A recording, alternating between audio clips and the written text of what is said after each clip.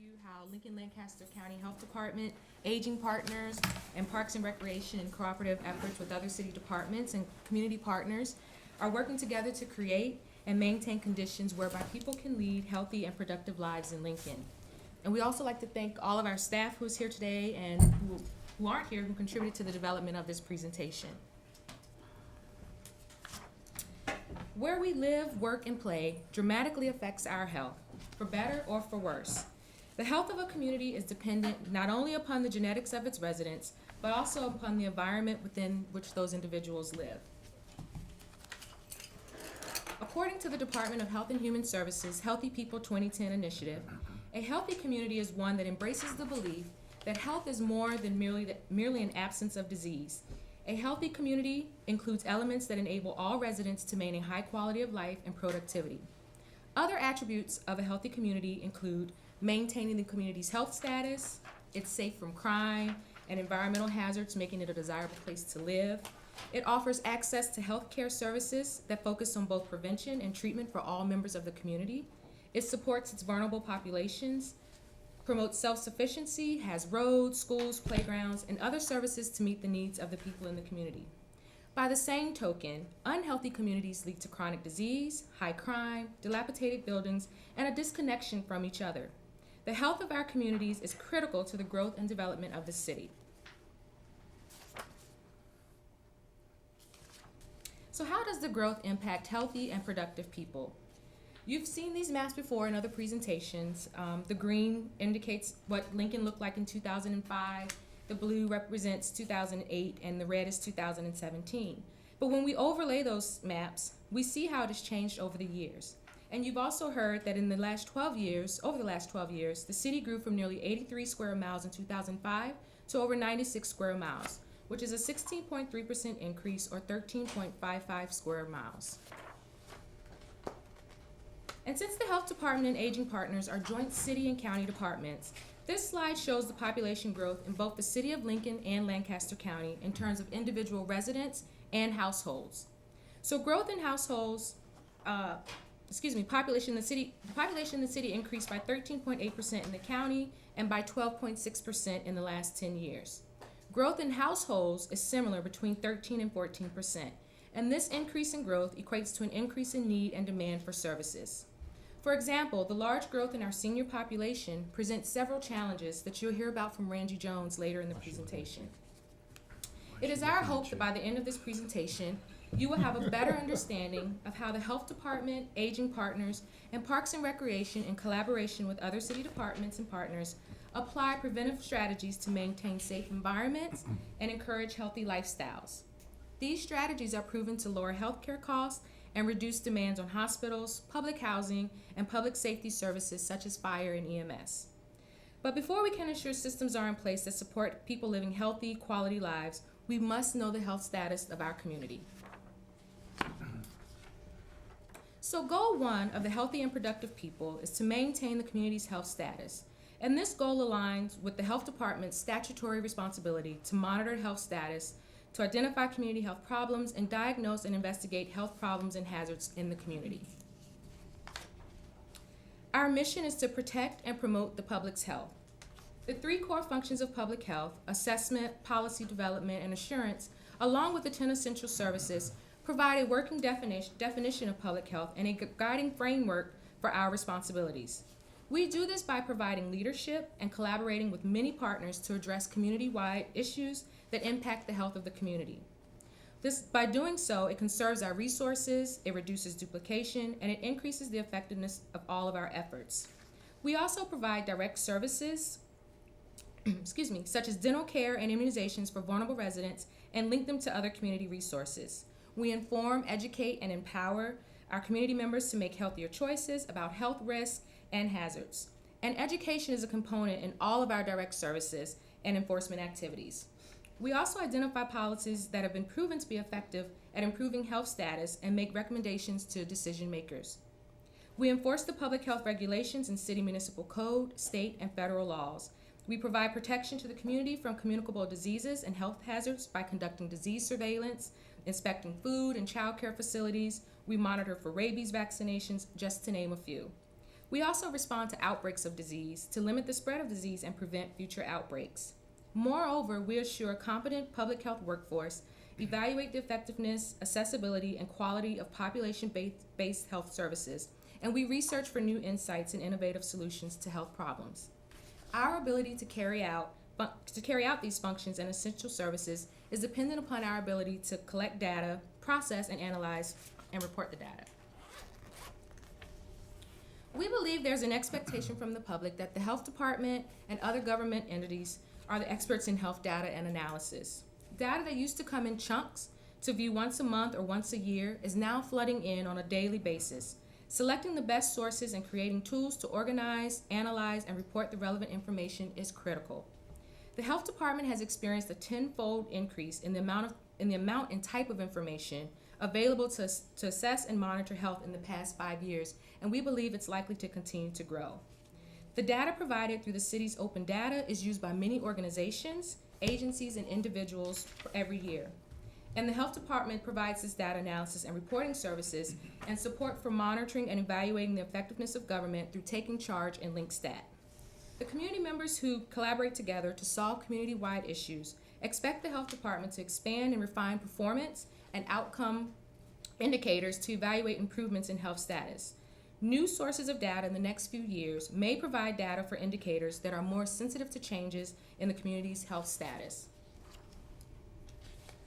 Additionally, the health department collaborates with over 120 partners from various sectors such as hospitals, nonprofits, and other government agencies to develop a community health improvement plan, which we call the CHIP, every 5 years. The CHIP was adopted in 2013 after a 2-year MAP, which is mobilizing for action through planning and partnerships process that resulted in a community health assessment for Lancaster County.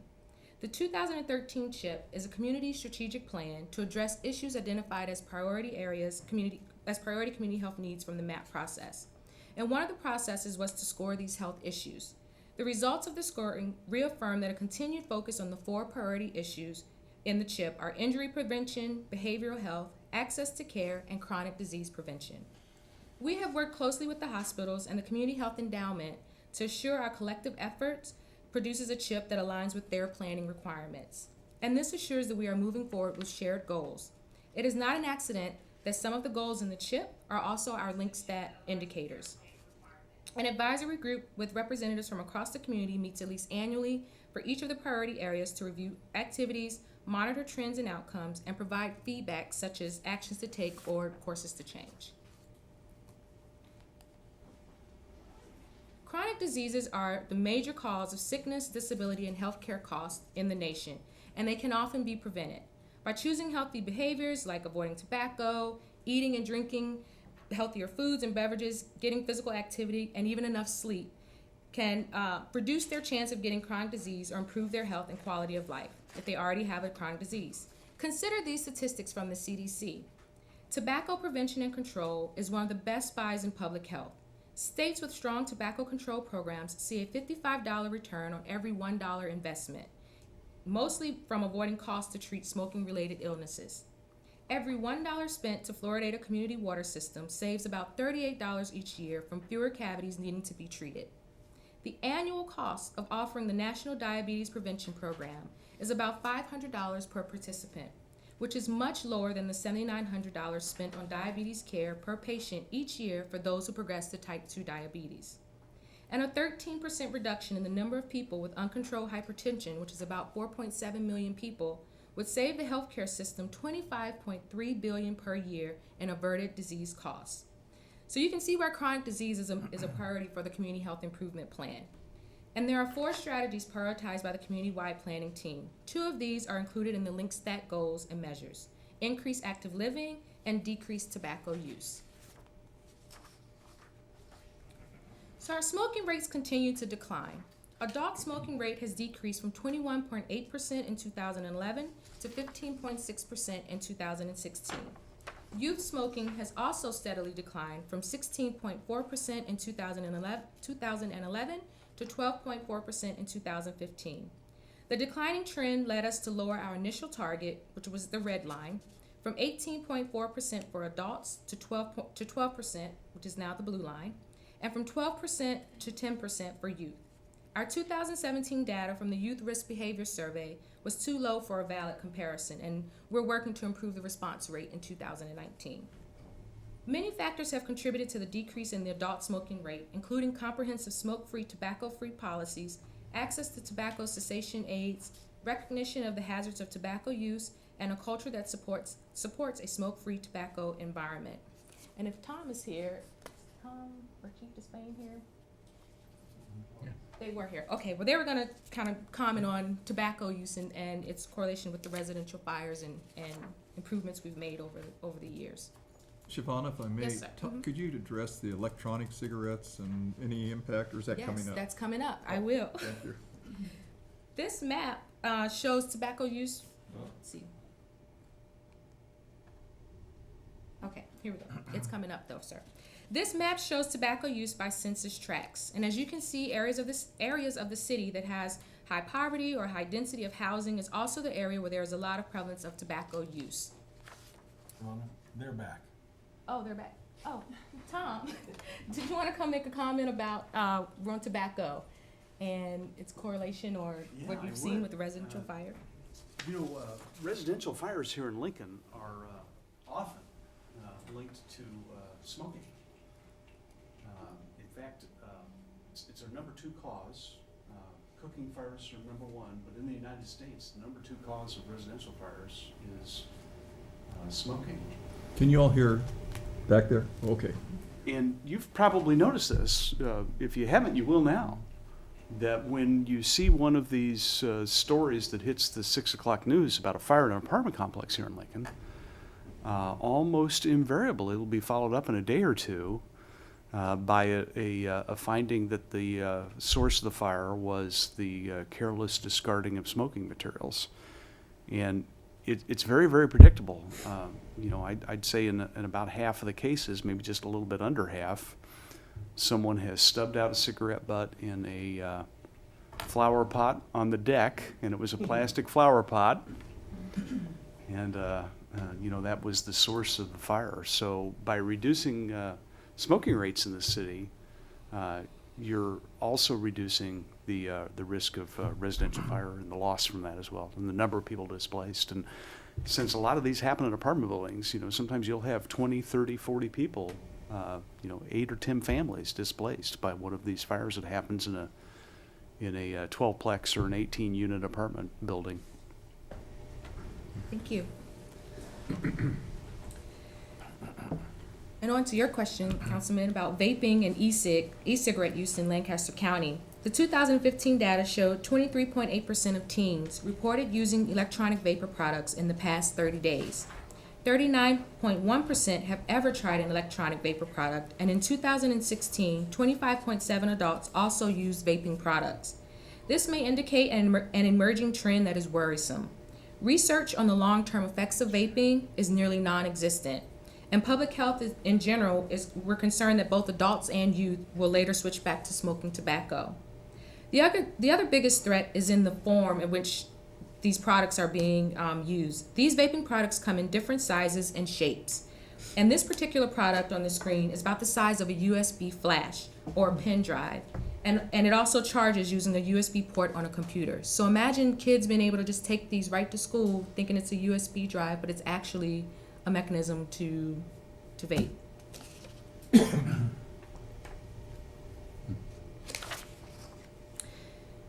We have implemented some strategies to decrease tobacco use in adults and youth, and we promote the quit line in most of our public interactions and promote smoke-free policies that also includes vaping to landlords in the city. We educate landlords and businesses and the university and help them craft tobacco-free policies. And on January 1st, UNL became a tobacco-free campus. We partner with LPD and LSO in conducting compliance checks with businesses for sale of tobacco products, including vaping to underage kids. We also partner with other community groups and businesses in advocating for effective tobacco legislation and policies across the state and the city. All of these efforts contribute to a community with healthy and productive people. Another indicator of healthy and productive people is the incidence of obesity in a community. We all know obesity is a national crisis, and Lancaster County is no exception. In the U.S., there is not a single metropolitan area that has an obesity rate less than 20%. Because this is a generational, long-term measure, it will get worse before it gets better. And that's also similar to national data trends. Obesity is comparable to heart disease, cancer rates, diabetes, and other very long-term measures that will not show significant change annually, but must be looked at over years and decades. The long-term nature of this measure does not diminish its importance. In monitoring obesity, it is important to recognize that there are many factors that contribute to reducing obesity, including healthy food intake, physical activity, and the built environment. The solution will not come from one silo or sector, but from cross-sectorial collaboration and partnerships. And this slide shows our indicator to reduce to 20% the incidence of obesity among Lancaster County adults, compared to Nebraska and in the U.S. Shavana, how do you define obesity? We define obesity using your BMI, your body mass index, and so there's ranges that you can fall between depending on what your measurement is. Do you have a table you could send us sometime? I sure can, yes, I will do that. And has that measurement changed over time? BMI has not changed, over time. That's been kind of our consistent. I meant the benchmarks. Oh, of the BMI. benchmark. Yeah.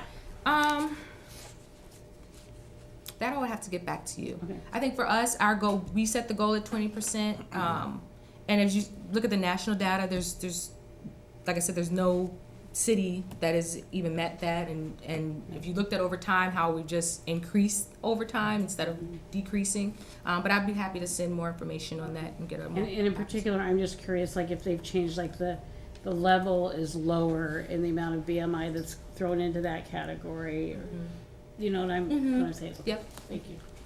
Why does Lancaster County bounce up and down so much compared to Nebraska and U.S.? Nebraska's pretty steady increase, unfortunately, but Lancaster County percentages go up and down. That's a very good question. I mean, it went up like 4% one year and down almost 2%. And we have my epidemiologist here, Raju. Do you want to help me answer this question? Yeah, very tough question to answer, Councilman. Actually, partially it is also the sample size and partially it's also related to the sample size. We usually get a sample anywhere between 1200 to 1600 sample size every year. It also depends on that one. But most of the trends that you see here are within the 95% confidence interval of each other. So it is in the same range as increase or decrease is concerned. We are not significantly increasing or not significantly decreasing in any given year.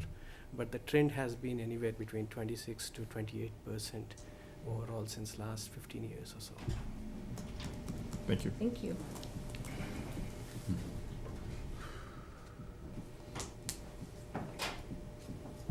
So this map shows obesity also by census tracts. And as you can see, areas of the city that has the highest poverty or high density of housing is also area where there's a lot of instance of obesity.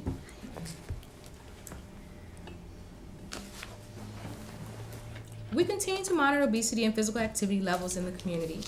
We promote healthy food intake and encourage residents to participate in opportunities to increase physical activity, such as recreation, commuting, and community events. Additionally, we partner with other city departments like planning, urban development, public works, to develop design standards for new neighborhoods that make it easier to increase physical activity, and community partners such as Partnership Lincoln and LPS to prevent childhood obesity. There are many other health department services and activities that we're responsible for providing that monitors the status of the community and contributes to healthy and productive people. A sample of activities include our monitoring the community's health status by protecting the community from outbreaks of communicable disease and health hazards. We monitor every lab-confirmed case in the county of all reportable diseases. We also assure that the public is adequately vaccinated for a wide range of preventable diseases such as measles, pertussis, mumps, and tetanus, to name a few. When there is sufficient herd or population immunity, individual cases of disease can be isolated and do not spread rapidly. This protects the whole community, and particularly those whose immune systems are compromised. We also provide testing and treatment for STDs, and for HIV and syphilis, we provide follow-up and contact others who need testing and treatment. We protect the community from pet and human exposure to rabies by licensing dogs and cats which assures that each animal has been vaccinated against rabies and the vaccinations are current. This protects everyone from exposure when an animal bites. And this also includes monitoring the incidence of rabies in wildlife. And in Lincoln right now, that's primarily in bats. And our Environmental Public Health Division works to ensure all people in Lincoln and Lancaster County are living, working, learning, and playing in a safe and healthy environment. We monitor the incidence of infectious disease and manage outbreaks. Each year, the department has responded to outbreaks of disease, and the most common are influenza and norovirus. There are multiple events each year in food establishments, schools, child cares, retirement communities, and nursing homes. And in the last 5 years, we've had outbreaks of salmonella, pertussis, and cases of measles. The 2014-15 statewide pertussis outbreak included 450 cases in Lincoln and Lancaster County. The salmonella outbreak in 2014 was widespread across the region, and a positive sample in Lincoln provided the link to sprouts contaminated with salmonella. So how do we respond? We deploy the investigation team to gather data, determine where, when, and how the disease is spreading, and we identify all infected individuals. They analyze all the data and identify steps to interrupt the spread of the disease. When the outbreak is larger than our county boundaries, we coordinate with state, regional, and federal partners and work with all necessary partners within the community to implement the steps to halt the spread of disease. The department also monitors flu closely using information from medical providers, labs, and school absenteeism data. We issue regular health alerts to healthcare providers, follow national and regional trends to understand what we might face, and as we all know, the 2017-2018 is turning out to be a pretty bad year for flu. And in the chart, we are comparing a number of our worst flu seasons. The purple line is the 2003-2004 flu season, where we had to conduct mass flu immunizations to vulnerable populations that year. The green line is the 2009 H1N1 pandemic that affected about 8% of Lancaster County's population. The red line is the current flu season, and it is not showing any signs of slowing down. And there are multiple things that are affecting the outbreak this year. Among them, virus mutation, limited supplies of Tamiflu, and a limited supply of rapid test kits. This slide illustrates the most common sexually transmitted infections in the county, chlamydia and gonorrhea. We could not get through this presentation without talking about STDs, at least on one slide, right? So the department has seen a significant increase in these cases over the last 10 years. 64% increase in the number of cases of chlamydia and 42% increase of gonorrhea. And we're currently assessing our approach and finding new strategies that have been shown to be effective. And we will be realigning resources to be more effective at reducing reinfection and slowing the spread of the disease to others. A high number of sexually transmitted diseases can negatively impact the perception of a community that has healthy and productive people. It's huge consequences for fertility. I can't believe that's on the rise to that extent. What is wrong? What do you think is wrong? Well, I think, I'll say when I started in Douglas County in 2007, it was on the rise there too, and it led to an epidemic that they were still in for over 10 years. And I think by us looking at the data today and seeing that it is on the rise, we have an opportunity to put some measures in place and to realign some resources to tackle it on so that we don't become an epidemic and our numbers don't continue to rise and that we can decrease these numbers. Do you have ages of people? I mean, do you have the data on how old these folks are? Like, We do. Is we it do. mostly youth? Is it older? Like what? In general, it's usually those ages between 18 and 24, that college age group.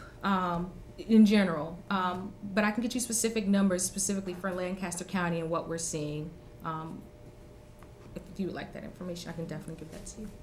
Do you have any idea or data on how many of those are repeat cases? We do, and actually we have our supervisor here, Andrea, who will be heading up our new clinical, our STD efforts. And Andrea, can I invite you to come up for a second, please?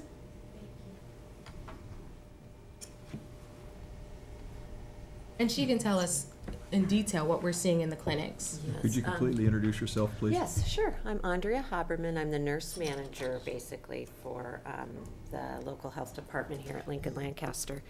And we have an STD clinic, but these are increased rates from around the county. So you can be tested anywhere, and because, of course, we collect those positive test results, then we can look at these trends. So it's good that we can tell the trends. Some of them, yes, as Shavana said, are in our younger population, but someone from any age can get a sexually transmitted disease. And our average age in our clinic is actually going up to age 30 is our average age that we see. One of the things that's impacting it is probably the advent of using technology to date people that maybe we don't know really well. So we are seeing that in our clinic. So really, it's a disadvantage of not having the skills to negotiate safe sex or access testing and good, solid education about what prevents disease and how to stop that. Your question about reinfections is, that is the actual effort we're looking at in all of our clinics, not just the health department, but across the city. And reinfections are much lower than the initial infections, for sure. They're much lower than that. And out of the reinfections, it's a very small percent that get more than one reinfection in 6 months. Our thought is that then sometimes those are the target populations that if you move out, they're infecting more people, but it's a lot more complicated than that, we're finding. So what we hope is that with a good intervention, once you've had one infection, will stop you from having another infection, having the information and the means, the knowledge to do that, and some good skills about relationships, so. Did that answer your question, Councilman? Appreciate that Okay. clarification. Thank you, Andrea. So what are challenges and budget implications? While we're doing great work to monitor our health status and contribute to assuring a community with healthy and productive people, a challenge is continuing to provide the level of services the community has come to expect with stretched resources. During the last 10 years, while the city has grown, the health department experienced changes in need and increased services as illustrated on this slide. Dental services have increased 105% and the number of food establishments by 50%. And as we've already shown on the previous slide, our number of cases of gonorrhea and chlamydia have also increased. The number of licensed pet has increased steadily for the past 11 years, mirroring the increase in the area. But vet calls are at an all-time high, 154% greater in 2017 compared to 2007. For the past 3 years, we have been testing about 300 bats a year for rabies. Many of the calls about bats come at night, and animal control officers on standby are those respond. During the same period of city and county population growth, the health department has experienced a 22% reduction in staff. I think there's a gentleman named Carl who's responded to one of my bat calls. On the bat phone, not you, but he was wonderful. Well, wonderful, good. My son with his Nerf gun, we're like shooting, trying to get this bat down from the ceiling up high where we couldn't reach it. It was pretty funny. Appreciate Yeah, them. Really appreciate those late night bat calls. Good. Do you have any suggestions on bat prevention? Because I mean, they're prominent all over, and they keep the mosquito population down. But other than that, they're messy. They do, and we're looking at that in our animal control division, kind of, looking at our protocols and our procedures in how we respond to bats, but which calls we go out on. Because as you can imagine, going out after hours also impacts our overtime budget, which we're happy to come in the middle of the night with the, to avoid you with the Nerf gun, but looking at those cases that truly are high exposure cases. I mean, you wake up in your bedroom, you're asleep, you don't know if you've been bitten, there's a kid in the room. Kind of rethinking those calls and the types of calls that we go out to handle. So we have begun those discussions. Is that something you'd ever consider charging for? We have all options on the table. Especially for those calls that aren't high exposure cases, but they want us to come out and remove the animal. We are considering what that would look like and that exploring that option. Do you get a discount if the son is helping with the Nerf gun? Possibly. It's a little different, not bat related, but fox. I had a friend in far southwest Lincoln that woke up one morning and there was a dead fox in his backyard. Called animal control, would you come get the fox? Sure, it'll cost you $45. He was perplexed about that and said, aren't you interested to see why it died? And said, yeah, we're interested, but it'll still cost you $45. Why would we charge for that? Steve. I have all my division managers. They are so supportive in our division. Yes. Steve Bill, he is our animal control division, and he will be happy to answer that question. Carl, you want to say it one more time, Councilman? Yeah, dead fox in the backyard Yeah, and got that. $45 charge to pick it up. We have a $40 wildlife removal fee on the books, and so that's, I guess, at the discretion of the animal control officer. We don't always charge that fee, you know, like with bats, for example, that you had asked about that, Councilman. And so, you know, we have the option of charging someone a $40 wildlife removal fee for that. If it's a hardship for somebody and they, you know, they need to have that animal removed off their property, we should not be charging a necessarily wildlife removal fee for that. He put it in his trash. And he was advised he could do that. Well, So- you can. You can put a raccoon or a possum or other deceased wildlife. Now, if there's a risk of disease or exposure or something like that, we should be taking those kinds of animals and testing them and doing what we need to assure public safety in regards to any possible exposure, rabies exposure in particular. Thank you. Yeah, I'd like to follow up on that same question. I've had similar bat situations, but I just kind of figured out a way a couple of bat times. And I'm wondering, do you need those data points? Should we be encouraging the public to report them? And would the fee undermine that? Well, Do you need the additional data is probably where we should go after that. yeah, you know, you saw that big jump in bat calls, and what's happening with bats in Lincoln is they're wintering over. They used to move, and in the last few years they've been wintering over, and so when they get in your house in the months of December, January, and February, and then you get a few warm days and they get active and they're trying to get out, and they, you know, they're looking for a way out, and sometimes that's inside your house, and so those calls go up. Councilman Camp, you had asked about, you know, what can people do to prevent that? You know, a large number of our bat calls are in the neighborhoods where we have older housing stock because they're more susceptible to have the kinds of openings. A bat can squeeze in a hole the size of a nickel. And so, you know, it's pretty hard to cover all that up. And so to prevent some of that, you know, if homeowners have the option to kind of bat-proof their house, if you will, you know, that's one way to stop some of that because it's hard to get them out once they get in there.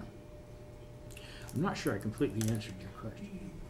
No, but we'll finish that another time. Okay. We'll move on with the presentation. All right. I'll ask later. Thank you, Thank Steve. you.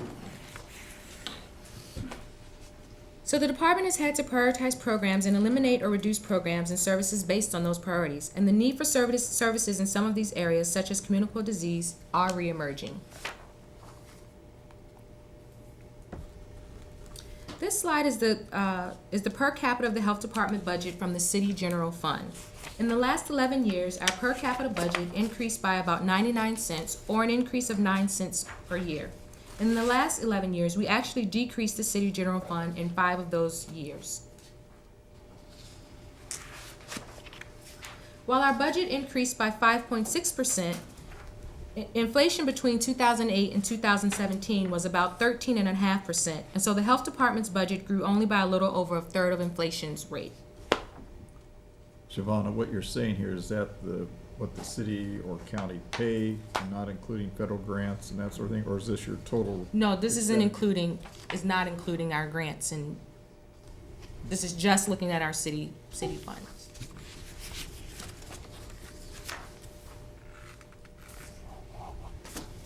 Since 2007, we've also been good stewards over the resources we've been given, and but we've also had to eliminate close to 42 positions in the health department.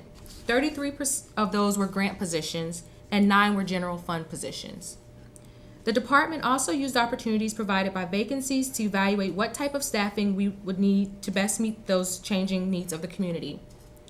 And over the same 11-year period, the department reviewed and realigned roles, responsibilities, and classifications to best meet those needs. And 41 positions were reclassified. More than half, 25, of the reclassifications were to a lower level.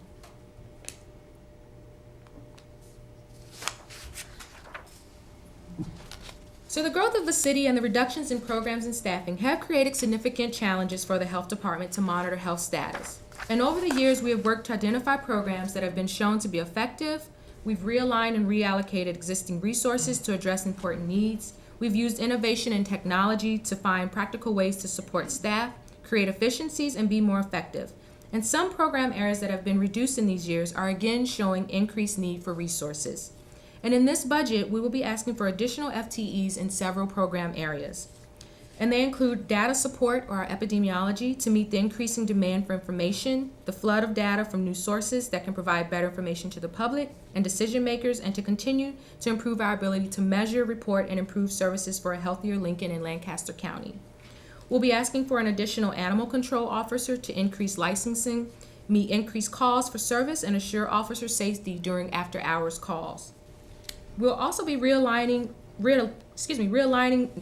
of existing staff and resources for our sexually transmitted infections clinic and expanding follow-up program to reduce sexually transmitted infections. And we like to maintain our current staffing levels to coordinate our community-wide initiatives in the CHIP, the injury prevention, tobacco prevention, and chronic disease, and manage the grants and staff. Before I move on to Goal 2, support active living, are there any other questions on Goal 1? Can you tell me how many FTEs you have right now? Our total FTEs, I believe we have Kathy? Total FTEs are about 150. Of those, 107 point something, I'm sorry, I don't remember the point something, are part of the council adopted budget. You said 107? 100. And are there part-time employees also? Yes, Yes. those are FTEs. Most of them are full-time employees, but we do have some part-time. And are all funded positions filled? We have some vacancies, not all of them. There aren't very many vacancies at the moment. They're usually filled within, we usually start filling them immediately after they're vacated. I think we have a couple open right now.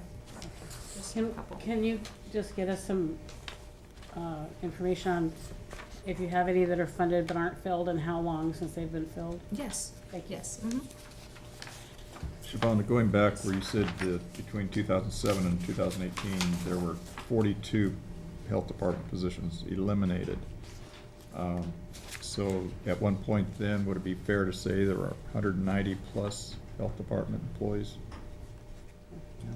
So that's a net elimination. There weren't additions along the way. That's a total change. So up, down, but that's the total change. So a net decrease in 42 positions, just even including increase or new. Yes. Thank you. Carl? Yeah. Siobhan, I've got a question that's not in what you've presented. I'm concerned when I hear about other communities, mainly east of us, but I suspect this might be like the Emerald Ash Borer coming our way. The opioid epidemic that cities and states are seeing. What health departments, and what I read about it, not only is the personal tragedy of it all, but the extreme cost to communities that are fighting it and dealing with it and responding to overdose issues and having the drugs to counteract it on medical units. So what do we do in terms of a health strategy to address that issue? I'm glad Chief Blymeister is up. Come up with because we do have a team that's working together, and we look at it across the board as a team to see what trends we're seeing. And Chief, do you want to speak to that a little more? You bet. In fact, in recent weeks, once again, we've been in communication with Tim Timmons, and we have a working group comprised of law enforcement, first responders for Mike Despain's crew, Lincoln Public Schools, the hospitals themselves, obviously the health department, and it's really a multifaceted approach. You are correct in that we are fortunate right now we do not have the epidemic that is being seen on the eastern, in fact, everywhere surrounding us. There have been efforts, Narcan is what you're referring to. Narcan is something that is carried by Mike's Medics, and obviously you've heard that they have an outstanding response time. Our narcotics unit has Narcan. They carry Narcan, as does our property unit, because we are constantly disposing of drugs like fentanyl and all types of opioids. And there's contemplation right now of extending what we are carrying to the school resource officers in the 6 high schools.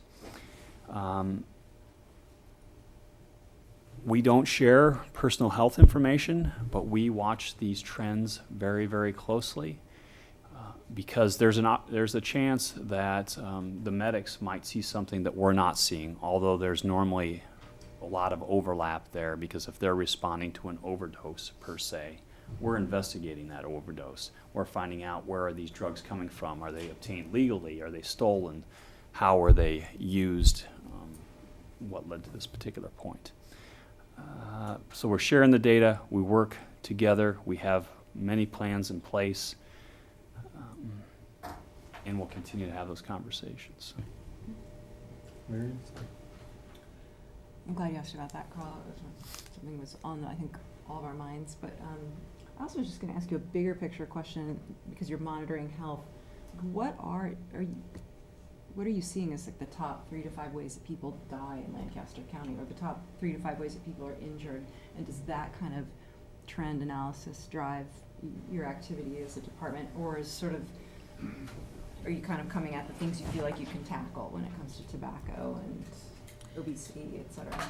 Well, being that I've only been here only 6 months almost, I'm still learning what those issues are down at the micro level. But I would say we complete a community health needs assessment where we are taking that comprehensive look across the community to see what are those top health needs and those top health issues. And then from there, we bring together that group and put together that community health improvement plan to develop strategies around what it is that we're actually seeing in our community. So that's one way that that assessment piece, that core function that we do to monitor health status, to see what's going on here in the community. And did you say that's annual? We do it every 5 years, but we're about to start another cycle of community health needs assessment. Okay, please continue. Thank you.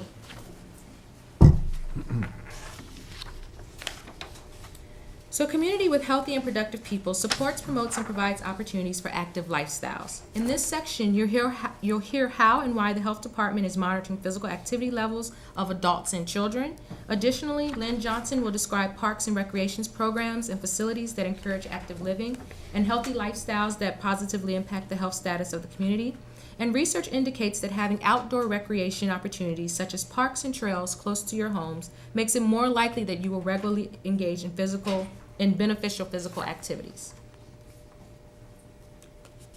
According to the American Journal of Preventive Medicine, physical inactivity is an important contributor to the risk profiles for many chronic diseases. In fact, many studies implicate increasing occupational sedentariness, or sitting all day, and growing reliance on labor-saving devices, motorized transportation, and sedentary entertainment as key drivers of the chronic disease epidemic during the past several decades. The costs of the chronic disease epidemic are soaring in dollars, health, and premature deaths, and physical inactivity has become so commonplace that the cost imposed on society by people with sedentary lifestyles may be greater than those imposed by smokers and heavy drinkers, and are similar to and likely independent of those imposed by overweight and obesity, just from sitting all day. Regular activity, no matter your age, is linked to substantially decreased healthcare costs and may ameliorate the adverse health consequences of less severe levels of obesity. Good news is nationwide and also locally, physical activity levels are rising. Initially, our indicator was at least 50% of adults will report participating in 150 minutes of aerobic activity per week. The trend demonstrated this goal was consistently being met over time, and last year we increased the measure to 60%. This measure also indicates the rate of self-reported moderate physical activity of 150 minutes a week from our annual behavior risk factor surveillance system survey. Regular physical activity can play a role in achieving and maintaining a healthy body weight, improve mental health related to stress or depression, and maintain healthy muscles, bones, and joints. Incorporating daily movement helps lower the risk associated with chronic diseases such as heart disease, stroke, diabetes, obesity, arthritis, and cancer. The point here is that no matter if you have a healthy weight, are overweight, or obese, being physically active can improve your health status, reduce your risk for chronic diseases, and improve your quality of life. The health department is working with many community partners and other city departments to provide leadership and support in key strategies to improve physical activities, including active transportation interventions designed to encourage and support youth and adults to engage in active living, whether it's through walking, bicycling, skating, to school or work, and they are a high priority. These efforts have the potential to increase physical activity and improve health among a large number of people on a regular basis. Active living infrastructure, as demonstrated by our complete streets policy, bike paths, parks, walkability, bike share program, and public transit. Other programs include our biking walk to school programs, our bike to work programs, share the road, our city-county employee wellness program. We maintain the Playful City USA designation and the Let's Move national recognition from former First Lady Michelle Obama for our many efforts to increase physical activity and improve nutrition among our citizens, especially our children. And then we have the Lincoln Initiative 5-4-3-2-GO countdown message. Shivana, you mentioned complete streets, and we're also looking at streets and roads renovation and so forth. Are there some alternatives that accomplish healthy goals that different than the complete street design? You know, the complete streets and the built environment, plays a huge part in whether people have access and are able to go out and exercise. If they don't have streets and sidewalks and their neighborhoods are designed in a way to encourage that physical activity, it makes it difficult for them to get that 150-minute activity that they would need. And so, Dave, do you want to talk a little bit about that? Just maybe to put some perspective on that. So when we talk about complete streets, it is not just a design. There could be any number of designs within the complete streets, list of items that might help get people out and moving around. So there isn't just one design. It's kind of this list of items that some make sense in some areas, some may not. So just to kind of keep that in perspective, that there's a lot of different ways to try to address that topic. Thank you. So the budget impact for us, we just like to maintain our current staffing levels in the program to manage the grants and the staffs who coordinate these community-wide initiatives to increase biking, walking, regular physical activity, and including those active transportation initiatives and active living infrastructure. So this would be, as the slide says, no new costs. At this time, I'd like to turn it over to Lynn Johnson to continue our discussion on Goal 2, Support Active Living. Thank you. Switch sides. Good afternoon. Lynn Johnson with Lincoln Parks and Recreation. Turn this the right direction. There we go. We're going to be talking about the Air Park Recreation Center, and I want to put this into context. The city operates 6 recreation centers, and they're located throughout the city. In the northwest quadrant, we have the Air Park Recreation Center and Belmont Recreation Center. In the northeast quadrant, we have Easter Day Recreation Center. In the southwest quadrant, we have F Street and Irving Recreation Centers. And in the southeast quadrant, we have Calvert Recreation Center. 3 of those centers are co-located with schools. The other 3 are freestanding. And this is really part of the department's efforts to provide opportunities for people to engage in and learn about healthy, active living. We have, at each one of those facilities, we have a significant emphasis on youth programming as well as adults. And we'll talk a little bit about that. We are going to focus on Air Park because of the age of that facility and the condition of that facility. You may know that the city has essentially inherited that facility from the Lincoln Air Force Base, and that was the gymnasium and related recreation center facility that was part of the Air Force Base. The base was deactivated in 1964, and the city has operated that as a recreation center since the late 70s at least. And we operate that under a year-to-year agreement with the Airport Authority. There's no cost to the city. But at the end of that period of use, the way the agreement is written, the city will be responsible for demolition of that building when it's finally taken out of service.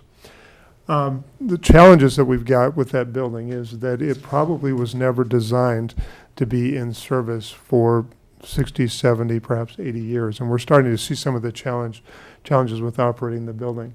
I'll show you some examples here in a little bit, but we have both, we're experiencing both structural and mechanical failures. The building is not ideally located within that neighborhood. It's on the east side of Northwest 48th Street. You'll see in a little bit that it's physically isolated from the residential areas of the neighborhood. As we look at the airport area, this is a growing area of our community. Today there is about 2,650 dwelling units. There's been 270 new residences built in the last 10 years. There's about 7,500 residents living in the area, and the entire area is about 47 built out. So there's lots of capacity for future growth there. And you can see the building permits. Most of those building permits, not surprisingly, have happened, south of West Adams Street. As we look at socioeconomic characteristics of the area, the census tracts divide on West Adams Street, and so the area north of West Adams is identified as a low moderate income area. That shouldn't be entirely a surprise because the Arnold Heights neighborhood, that about half of that housing in that area is low income housing that's managed by the Lincoln Housing Authority. The area actually has a larger school-age population than the city overall. On a percentage basis, about 27% of the residents are school-age. It also is more diverse than the overall city population, with about 20% of the area, or 20% of the population being non-white. This is the growth area, the urban growth area within the comprehensive plan, and also the growth tiers. I should have mentioned that the orange star that you're seeing on each one of those maps is the proposed location for the future recreation center that would be north of and attached to the new Arnold Elementary School building. Really, the emphasis of this slide is that this is currently a growing area of our community and is intended to continue to be a growing area of our community as well. So what happens in a recreation center? The spaces that we have in the Air Park Center are very similar to the spaces that we have in our other recreation centers, and we do have a comprehensive recreation program that happens there with youth recreation programming. The staff at Air Park Recreation Center also provide the Community Learning Center before and after school programming at Arnold Elementary, and we do have a large summer day camp program that is at the rec center. We have adult programming, senior programming, therapeutic recreation programming. A relatively unique program that we have at Air Park is the Rock Steady boxing program, and this has been a very first progressive, but a very, I think, beneficial program to participants who are addressing the challenges of Parkinson's disease. And you can see participants in that program in this photograph. These are the images of the inside of the center. You can see that, no question, it's dated. The challenges that we've got with the building are really twofold. The building is starting to settle significantly, and we are monitoring a couple of significant cracks on the outside of the building, and unfortunately they are continuing to move. And then on the inside of the building, LPS gave us a gently used boiler back in 2008 that unfortunately is beginning to show signs of age and starting to fail. We have staff in the building on essentially a daily basis checking the operation of that boiler and the other systems. And we are operating a 1955 hot water tank in that building, so it takes significant input to keep those systems operating. The proposed location for the new recreation center is north of Arnold Heights Elementary School. When the building was planned, we had the opportunity to partner with Lincoln Public Schools in master planning that building. And you can see that the location of the proposed recreation center is on the north side of the building. We would be attached, or the center would be attached to the school at the gym. The city paid to upsize that gym from a youth-sized gym to a standard adult-sized gym. There's also multi-purpose space, and we didn't get this slide changed. It should say Williams Branch Library, not McWilliams Branch Library. But Williams Branch Library is also located in the building. Huskerville Park, which is a neighborhood park, is located on the opposite, or on the east end of the school site there. kind of our next steps at this point is that we plan next year to refine the master plan for the facility and to develop a cost estimate. We're anticipating that the cost of this building is probably someplace between $2.8 and $3.1 million. You've seen this pie chart that has to do with the Parks and Recreation Capital Improvement Program during the Livable Neighborhoods presentation. The challenge with the Airport Recreation Centers, you can see that $850,000 a year gap, and that's really where so far Airpark, or the replacement of Airpark Recreation Center has sat. It's in that gap. If you looked at our capital improvement program for the last many years, it's kind of always existed and hovered in kind of those outer years of the capital improvement program, and we've never really been able to fund it. And so one of the things that we'd like to encourage is that we really do need to develop a proactive funding strategy for this building so that as the building continues to deteriorate, that we aren't forced into a position of having to do something at some point. And I'd be happy to answer any questions that you might have this afternoon. Sure. When you got in there, the ESCO contract, $130,000, is that per year? How many years? That is an annualized cost, and this is over the first 10 years that we base these estimates, or the funding chart is based on a 10-year projection. So 130 is over 10 years, or per year for 10 years? It is per year for 10 years, and I think the resolution that you'll be seeing on Monday suggests that they'd be facilities that have a payback period of no more than 15 years and a lifespan of at least 20 years. And so when we annualize this would be the annualized cost for a 10-year period. And so this budget, this is for all of Parks and Rec, this isn't just for Arnold? Correct, yeah. This is the overall funding approach for the Parks and Recreation Capital Improvement Program. And like I said, the reason I included this slide is that $850,000 or that $720,000 gap that we have in funding the capital improvement program is really the reason that we have not been able to advance moving forward with the replacement of the Air Park Recreation Center project. Cindy? Thank you. Thanks for being here. Absolutely. So you mentioned that the center, at some point, we're on a year-to-year agreement with the airport, is it? With the Airport Authority, Yeah. yes. And at some point, then the city becomes responsible for the demolition.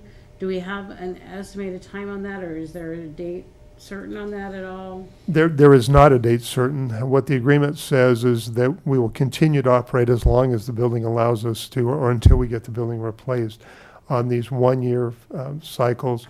And what's included in that provision, because the city has had use of that building for so many years, the Airport Authority expects the city to be responsible for demolition of the building at the point that it's decommissioned.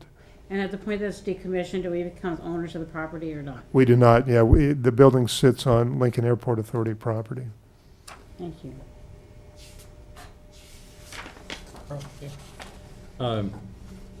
This is important for people and for our Northwest Lincoln.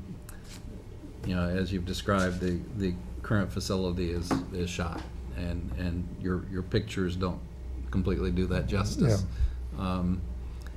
In addition to that, as you pointed out, the location is on the wrong side of the track, so to speak. I mean, it's across the road, and a busy road, and you've got little kids crossing that street. Interestingly enough, earlier this winter, the pedestrian light that gives them safe passage was demolished and hasn't been replaced yet because they're doing a traffic study to figure out what kind of light needs to be there and where it should be located. This needs to happen. It just needs to happen. I'm sorry, I just have one more question written down. Thank you. You mentioned that the site near the school or the new recreation center will be added. Is the plan, will LPS be sharing in those costs? I think the only possible element of that building that they might share the cost in would be if we were to add a second gym. That school is at capacity at this point. It was at capacity nearly after it was constructed. We've not had direct conversation with LPS. At Belmont and Calvert, we have an additional gym at each one of those locations. I suspect that Lincoln Public Schools might have an interest in helping fund a second gym if we had an interest in doing so. But the rest of the cost would be the responsibility of the city. And do we already have acquisition of what we would need to build there in that location? We do. We'd probably have to back up a little bit, see if I can back up a slide. The city owns 4 acres there that is identified as Huskerville Park. We might have to adjust the boundaries of Huskerville Park. One of the things we've tried to do when we work with Lincoln Public Schools presently is try to make sure that the building is probably on city property. Today, where the building is proposed, it's on LPS property, so we might have to adjust the boundaries to give LPS a little bit more property on the east side so that we could actually have the building potentially sit on city property. We might not have to do that, but I suspect we might want to do that for the future. That's just how we've looked at these moving forward anyway. Thank you. Carl? Just on the gym question, talked to the director of the rec center fairly recently, and she indicated that the other gyms are full, and many more people coming to Air Park Rec Center to do basketball and other things in the gym. So it sounds like there's a need. Yeah, Carl, I think you're right. I think if we could figure out a funding strategy to build that second gym, it would be a great idea. Gyms they operate at capacity. Particularly in the evenings because of youth programming and adult programming. There's a significant demand in Lincoln as the population grows for indoor gym space. Okay, thank you. Thanks very much. We'll continue on with goal 3 of healthy and productive people is to support vulnerable populations. Vulnerable populations are groups and communities at a higher risk of poor health as a result of the barriers they experience to social, economic, political, and environmental resources, as well as limitations due to illness or disability. They could include racial or ethnic minorities, children, pregnant women, elderly, homeless, or underinsured. Vulnerability is also the degree to which a population or individual is unable to anticipate, cope with, resist, and recover from impacts of disasters. In other words, we could all become part of a vulnerable group depending on the circumstance. In this section, you will hear how the health department serves vulnerable populations in their dental clinic, and Randy Jones from Aging Partners will describe the challenges and opportunities that exist due to the large growth of our senior population that is expected to continue to grow between now and 2030. Oral health is an essential component of overall health. The need for oral health care is the most prevalent unmet health care need among children and adolescents. Recent data sources reveal that 1 out of every 16 children in the United States does not receive needed oral health care because the family cannot afford it. Ignoring oral health problems in children and adolescents will only lead to needless pain and suffering, cause devastating complications towards their well-being and quality of life, with significant financial and social costs that burden society. Schools are mandated by state law to screen children for tooth decay and dental health issues.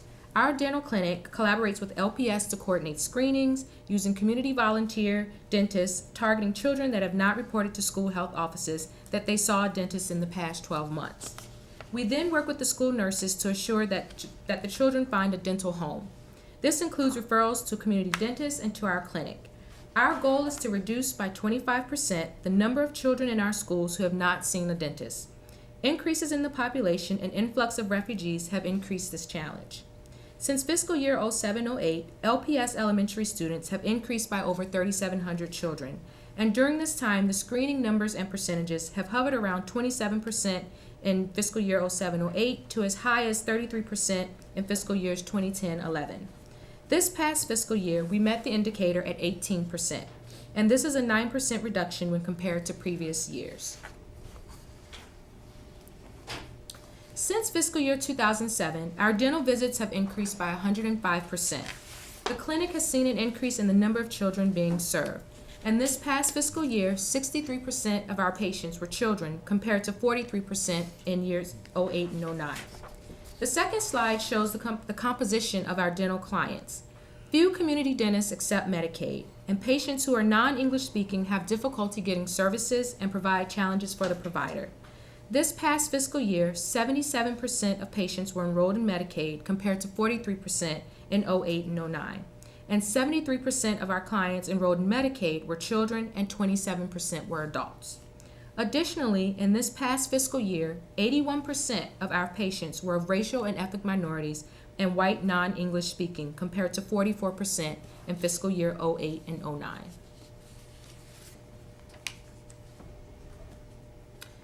And we know that good oral health is necessary for good physical health. The effect of poor oral health on the well-being and quality of life can impact our ability to eat, limiting food choices and proper nutrition. It can lead to chronic oral pain that can impact the ability to sleep, to focus and perform at school or work, and cause higher absenteeism from school and work. Loss of teeth can also impact the ability to speak and sustain and build social relationships, and poor oral health can impact self-esteem and employability. There is a link between poor oral health and with general health, and research indicates that these linkages between oral health and diabetes, heart disease, stroke, respiratory diseases, and adverse pregnancy outcomes. The mouth and face can often reveal signs of disease, drug use, domestic physical abuse, harmful habits, and addictions. The department has implemented many initiatives to better serve the dental needs in the community. We've added extended evening hours for our children and families. We've added a second nitrous oxide delivery system to serve more young children. We've added an additional dental treatment room through use of grant dollars and reallocation of funds. We've added providers as revenue permits. We also provide preventative services at Early Head Start, Educare, our WIC sites through grant dollars to reach children as early as age 1. We've also secured service agreement with Cedars to provide preventive services for children that have not seen a dentist in the past 12 months. And we reserve weekly dental appointments for refugees with urgent dental needs. We also collaborate with Lincoln Public School nurses to identify children in need of urgent dental care by providing free transportation and dental care with parental consent and free interpretation services. The increase of dental visits is only one of the measures of need for services. In addition to this increase, the amount of time a client has to wait to get an initial appointment can be as long as 6 months. Extended hours on Thursday evenings has been successful both in providing additional appointment capability and in generating revenue that covers the staffing costs. Existing staff for dental hygiene services are unable to meet the demand for these services. So we will be asking for additional FTEs to keep up with these increases and reduce waiting periods for appointments by hiring a dental hygienist, a part-time support staff to help with scheduling, billing, checking patients in and out, and a part-time dental assistant and part-time dental hygienist to cover the evening clinic. We are expecting an increase in revenue from the increase in these services, and the proposal will be revenue neutral. At this time, I'd like to turn it over to Randy Jones to continue the discussion on Goal 3 and our support for vulnerable populations.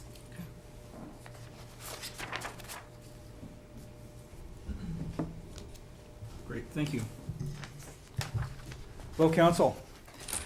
Randy Jones with Aging Partners. Before I begin, I want to introduce my real professional staff that I owe a lot of gratitude to for their professionalism, their dedication to our mission. They are what makes Aging Partners what it is today, and these are the folks sitting in the second row back here, starting with Martha, going over to the left. I'm going to cover... Randy, would you mind just letting each individual introduce him or herself? Thank you. Martha, can you start again? Hi, I'm Martha Hackenkamp, and I work as a program manager with the agency. Jennifer Hartman, and I'm in the fiscal. Joyce Kubicek, and I work in the care management area. Denise Boyd, and I'm the registered dietitian for the program. Sandy Lutz, I'm with Community Activities and Services. Thank you.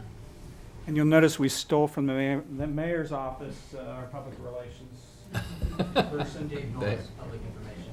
Requires no introduction. Thank you, Dave. Thank you, Council. I'm glad you asked. I'm going to cover 4 areas: what we do, why it's so important to the community, how well we're doing it, and the challenges and budget implications of that. Let me first, as a reminder, share with you, put in context the services that come out of Aging Partners. This is the grouping of services that are paid by city funding. Other programs at Aging Partners would include our Medicaid waiver program, which is a $1.9 million operation, which is the use and distribution of federal funds for near Medicaid level seniors. Our health and fitness and health promotion programs are also not included here. The combination of all these programs represents a $9.5 million operation with Aging Partners, and the city represents 24% of that overall funding. In 2017, we provided over 464,800 services through all these programs. One of the most impactful is our care management program, which is the first, the blue bubble there. And this grouping of services that are provided by professionals in the social work, financial, and legal field to assist seniors in the form of access or care coordination when that person has a diminished functioning capability. Personal conditions or characteristics that would require services by a formal service provider or a family caregiver.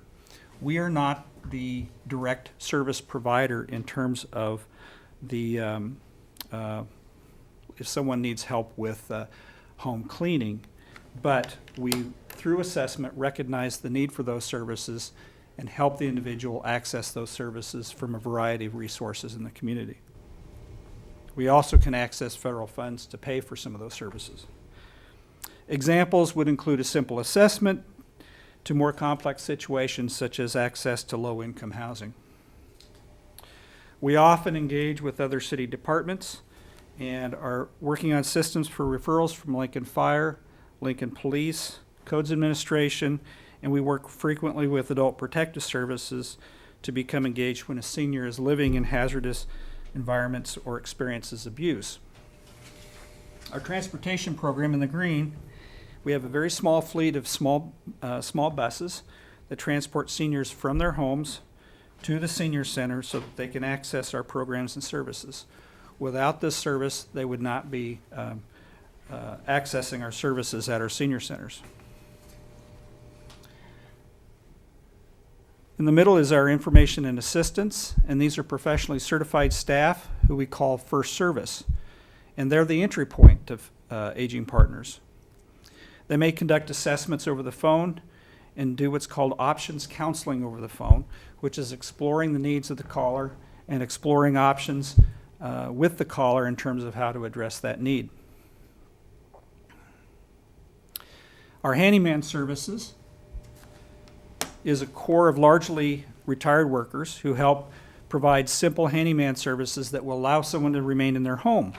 Examples would include fixing a leaky faucet, lawn mowing, removing debris that creates fire hazards, or in the case of hoarding, allows easier access in and out of the home or through the home. Our caregiving assistance program provides education to caregivers on how to care for a loved one in their home, and we can assist in providing respite care or access to respite care for caregivers who need a break. And this is an ever increasing demand with the number of caregivers in the community. Our senior centers, of course, is one of our primary channels of delivery for, and this is through eight senior centers throughout the community, which provides direct support services and socialization, recreation, entertainment, and hot meals. Seniors who remain in their home and become isolated are at a high risk of depression and often do not eat the needed nutritional intake. These centers provide 1/3 daily nutritional need and also helps seniors avoid or overcome depression and isolation. These centers are also critical access points for our programs and services in care management. So why is this so important? Now this is, I gotta admit, this is a stock photo, but it's well representative of a senior who has fallen and has hit their head. That's a very, very common appearance of something that would happen. So what I'm going to share with you is that it's important because the cost of care and support really exceeds the reach of many seniors in the community more and more. We're seeing a dramatic rise in the number of people over 60 years of age and older, and there's a real lack of awareness of what do I do when I'm faced with these situations. So let's talk about financial access to services. We often think of public assistance being that safety net for low-income families. The fallacy with a government safety net theory is that even at a level of 150% of poverty, that income level creates great hardship and is high enough that it often keeps someone from receiving most public assistance.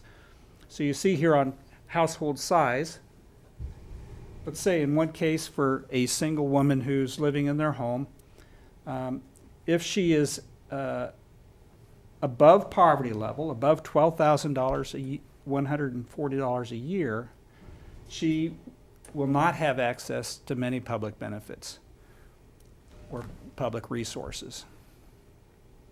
So it's that group of folks that fall above the poverty level and are even at 150% of poverty level or slightly more that are still in great need. You need to put that in context with the cost of services for seniors as they get older that need to be brought into the home. So 43% of the population that we serve fall within that 150% category. I might mention that the average Social Security check right now is $1,180 per month. At these income levels, decisions are often made by seniors that require them to consider paying for services versus eating good food, or they may sacrifice transportation services in favor of this month's medication. Stop for a second. Yes?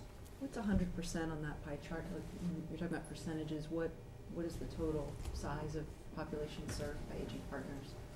Our population served, and depends on the category, we're 6, 7, we're around 8,000 people. Randy, do you know what the total senior population is for Lincoln? I don't. I have it at a county level. Cindy, I'm sorry. Thank you. What is at the county level and what's considered senior? Senior would be, it depends how we break this up. I'm giving you figures of 65 and over because those are generally the census category. Mm-hmm. But seniors that we serve can be 60 and over, so there's a bit on that. Consumers in Lancaster County that are 65 and over is 5,883. And Those are that's the ones you 16%. serve- That's the ones you serve. Yes. You're saying, okay. Yeah. And 85 plus is 1,599. You'll see on a later chart that this 85 plus population is seeing tremendous growth because the baby boomer population is now getting, and it's at that age where the volume of services and supports really ramp up compared to earlier. I hate to call 60 a senior because I'm so Thank close, you. but yeah. I'm way beyond. We'll take care of you, John. Oh, thank you, dear. So this will be enough to scare you to start looking at your retirement funds if you haven't already. And the reason why I share this again is that there's so many people that are totally reliant on their Social Security for their long-term needs, and that creates problems when they start running into health issues or care issues. So 30% of Nebraska seniors are totally dependent on Social Security for their sole source of income. 30%. Wow. An estimated 62% of Lancaster County older adults are living on a monthly income of less than $2,500. And that's not sufficient to cover high needs and support services.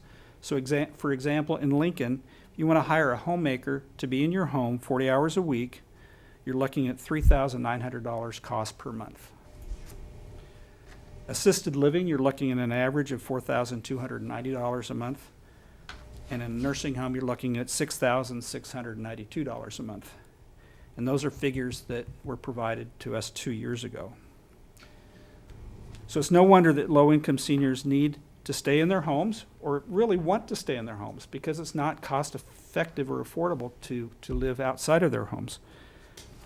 The waiting list in Lincoln for local public housing complexes, the waiting list now reaches nearly 1,000 people.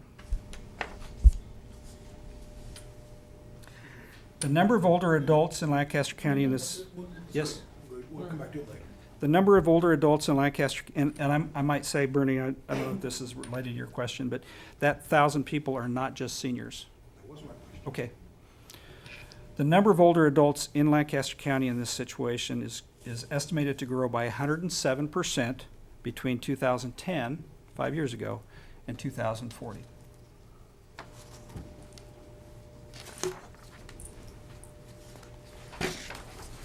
So you've seen this chart before. I'm going to wave it again. As the baby boomer population gets older, we see a tremendous increase in growth of seniors in Lincoln. And over the course of the next 3 years, we will see a 16% increase in those entering age 60. Gosh, I'm going to be one of those. Note that the volume of seniors in that 80-plus group, so it's this volume right here, how dramatic that is changing over this course of time. That is the 80-plus population that are going to require more services and more supports.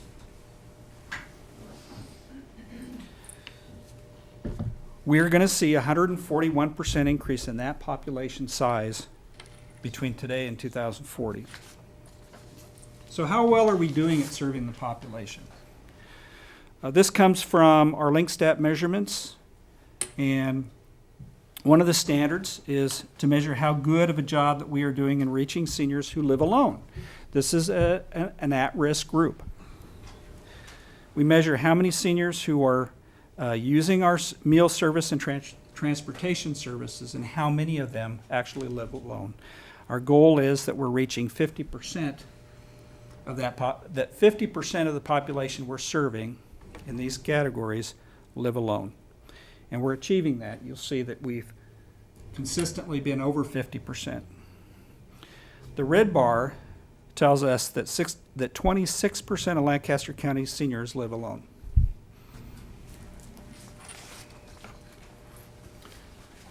The challenge is going to be sustaining this.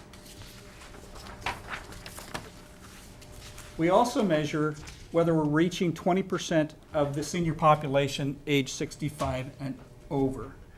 And the reason why we set this 20% is most generally that vulnerable population, live alone or impoverished, is in that 20% grouping. You'll notice the growth of consumers that are 65 plus that are represented in the yearly totals there.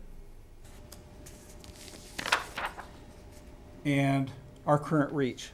Our current reach consistently falls about 24-25% less than reaching that goal each year. And it's becoming increasingly more difficult to reach that. Randy, do you have statistics on whether it's male or female? Yes.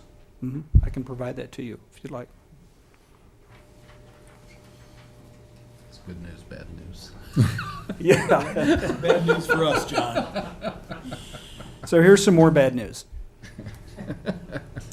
We are seeing capacity difficulty in providing our direct services. Our financial resources remain stagnant, but we've got increased demand.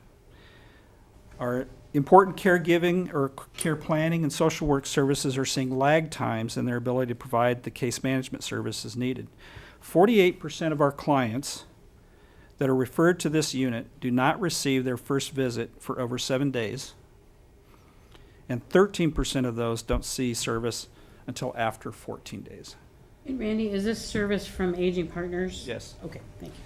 And that's a critical service because it's at that point when we're able to go into the home and do an assessment to understand what the needs of the full needs of the client are, and then activate those services. So this assessment just puts back further the time it takes them to either access public benefits or for us to engage a private provider to provide services. And so, you know, these delays, we're not talking about reasonable delays in time to fill a pothole. These delays are impacting critical services that are needed. Some are waiting for help with problems such as falls, eviction notices, no utilities, bed bug infestations, long-term needs due to health changes, pending dismissals from institutions like hospitals or rehab centers, and seniors that are living in unsafe living conditions.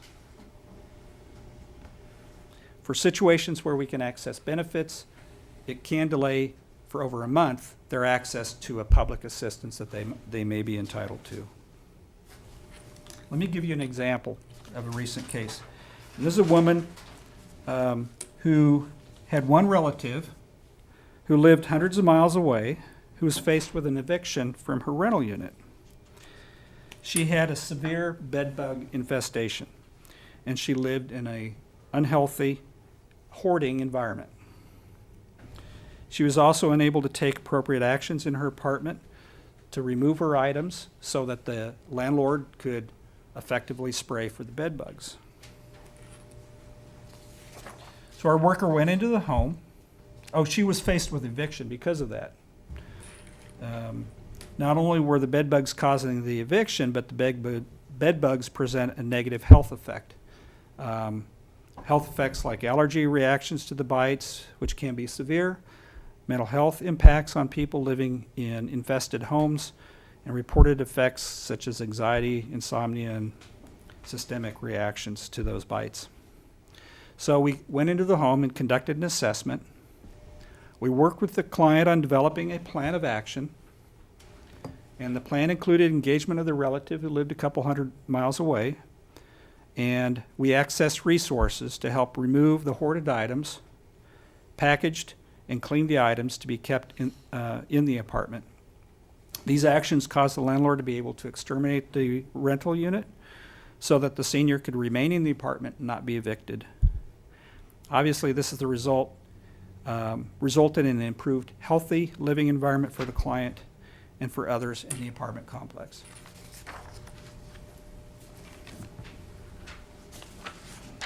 Nutrition services. You know, as people age, they change their appetites, and poor nutrition can lead to undesired weight loss and jeopardize the immune system, making seniors more susceptible to infections like the common cold and even the flu. The older population is the single largest demographic group at disproportionate risk of inadequate diet and malnutrition. One study in the International Journal of Gerontology reports that up to 50% of older adults who are admitted to hospitals are malnourished upon admission. So I had a personal experience with this. Even though I'm the director of Aging Partners, I think I'm learning a tremendous amount through personal experience as well as at the agency. I've got a grandmother, God bless her, she's 99 years old. She had frequent falls this last year. And this was a situation that was unique to our family. We didn't know what to do. We did contact the local area agency on aging, which is like Aging Partners in that community, and they conducted an assessment. What they found was that Grandma Jones was dehydrated and she wasn't eating. She had difficulty seeing the microwave, was not preparing her own meals, and she wasn't buying the meals from a local Meals on Wheels provider because she didn't like the food. So all this was causing her to lose balance. She was not as sharp mentally, and she actually, in many ways, looked like the woman we saw earlier who had fallen. So after resolving the dehydration issues and the nutrition issues, and found her alternatives for that nutrition, it improved her health, it improved her balance, mental acuity, as well as she's a much happier person. So I think that's an example to me of why our nutrition services are so important. We serve through our centers 60,000 meals a year through our senior centers. We work with Tabitha and help fund some of the Meals on Wheels programs, and they provide 89,000 meals a year for that we're paying for with federal funds. We also conduct nutritional risk assessment and counseling and provide education and farmers market coupons. Randy, when you say, for example, 60,000 meals, is that Monday through Friday? Or It's, is it 5-day week, 7 It's day? a 5-day week for most of the centers. We also provide some service in the 3 housing authority complexes, and those are on Saturday. Some of our senior centers are only open every other day. So like Belmont and Maxie are open every other day. Now, the Meals on Wheels, do they, I know out in California, I've got an elderly aunt. Right. And they'll go 5 days and then give her something for the weekend. Is that how that's conducted here locally? We do have take-home packages that they can pick up from our centers for take-home meals. I'm just trying to figure out how Yes. many people, then if you have, say, 7 day a week of 89,000, so that's, what's 11, 12,000 people that are being served, am I You know, thinking right, or? it's really, it doesn't always equate to somebody eating 5 days a week. You know, some will come in on certain days based on the menu options. I can get you how many consumers that means. I'm just trying to get a. Sure. No, that, appreciate it. Yeah, absolutely. There's a question. Got one, Benny? I wanted to address recent publicity that we've had on our nutrition program. And let me share, we went into that change for 2 reasons. One is because of our anticipated move in the future with Victory Park. And that change would help us operate more efficiently by reducing a need for a central kitchen, replacement of equipment, and just much more cost effective. We bid this out regionally. 79 notices were sent out. We received 2 bid responses. One was inadequate to make it through the review process, so we really had 1 good bid to look at. And we scrutinized it very closely to make sure that it met acceptable standards from the standpoint of cost, and our bid structure was put together so that we expected what we should expect from the meal service. We started that November 1st, and we began monitoring the success of that immediately so that we could hold the vendor accountable. We monitored food waste, and in December, for example, in January, for example, we had a food waste of 9.41% of protein. Now, just prior to this move, we were seeing an 8% increase in food demand of our meal service. And then when this went into place, we started to drop. We expect some of that because the menu was changing. It was a change for some of our seniors, but we had expected that to come back up and grow. We audited food quality standards. We expected invoices from the vendor. We analyzed those to make sure that we were receiving the grade of food and quality of food that we expected in the RFP. We measured food quantity. We were putting pieces of chicken on ounce measurements to make sure that we were getting 3 ounces of protein, for example. And we were listening to our consumers. And I can tell you they will tell us how they feel. We met with the vendor and elevated concerns to the vendor on almost a daily basis. And what we saw at that time was inconsistent quality, too frequent use of processed food, and delivery problems. Since then, we issued what's called a cure letter to the vendor on January 22nd. The city purchasing policy requires us to go through a process to notify a vendor when there's problems with the contract. And we had been taking those steps prior to this date. This is kind of like the near to last step in terms of canceling a contract for lack of performance. So we issued a cure letter to the vendor on the 22nd, continued to monitor performance on a daily basis and audit invoices. We had regular meetings with the vendor, and we have seen improvement. Protein waste has dropped from the January report of 9.41% to February's report of 5.95%. And we compared that to a study conducted by Ohio State University recently that says that the average food waste for a cafeteria environment is 7%. So I think we've made some improvements here. We've also made some menu changes, less processed food, elimination of unpopular foods, and ensuring that they all meet the food requirements in the RFP. Now this is difficult. When you change your menu items, many of our consumers are accustomed to a pretty consistent menu. On this, I'll give you an example. On the 16th of this month, we offered a cold carrot and raisin salad as part of the meal. I thought it was delicious. Something that some of you may have eaten in your childhood. But whether I thought it was delicious or not didn't matter, because we had a food waste on that one item of 40%. And it's either they didn't want to try it or they didn't like it. And I'm not saying that as a way to diminish our consumer concerns. We're still listening to the consumer. We're hearing some good things. But what I'm sharing that with you is it's hard to make sure you can't please 100% of the population. But we're trying. So in terms of ongoing, we continue to monitor and hold the vendor accountable to standard. We're in a position where we can cancel the contract with 30-day notice. We've given that cure notice so that we are in that position.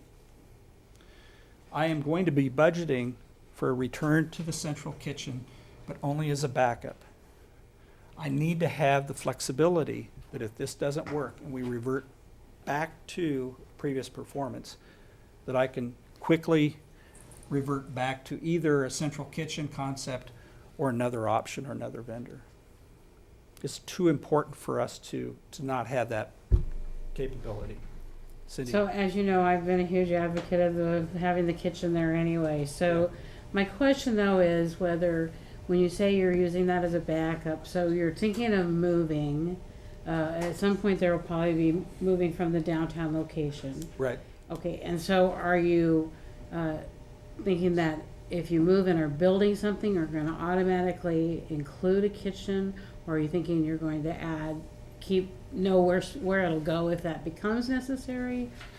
I think all options are on the table. With the delay that the VA project has had, we probably have another year to 18 months to kind of scope that out. We're exploring everything from reigniting a central kitchen concept to working with other institutions to possibly collaborate on kitchen food. Another option is using another vendor. These private vendor services are a real popular option now with many large institutions like hospitals, universities. I don't know that they're paying the price that we want to pay. But I think there are other choices that have yet to be explored. Thank you. Yeah, Randy, thanks for your attention to the food issue, because that's extremely important. Yes. I'm also glad to hear that you're, in addition to considering going back and preparing food yourselves, looking at other community partners that might be doing things that would be beneficial for you and maybe more cost effective. I don't Yes. know. Okay, thanks. Rand, you mentioned the food industry has changed, and I know that even restaurants through their wholesalers or provider or vendors can get like a tiramisu cake or something, or all these things. Prepackaged or pre-made, yeah. And it's darn good stuff. I'm Yes. sure that now something like that's more expensive than what your budget would allow, but are there sources like that through a Cisco or some of these others that you can Yes. have that might help on the whole process if it were done in-house or?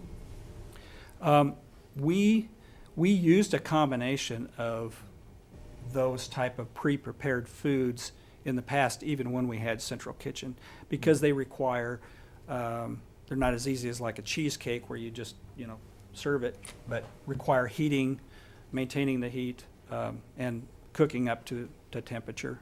But they do help in terms of time. Most generally in the past, we had few items that were fully cooked from a raw stage to full stage. Is that accurate, Denise? That would be correct. I mean, 5 days, probably, at the most, 2 were cooked from raw steak.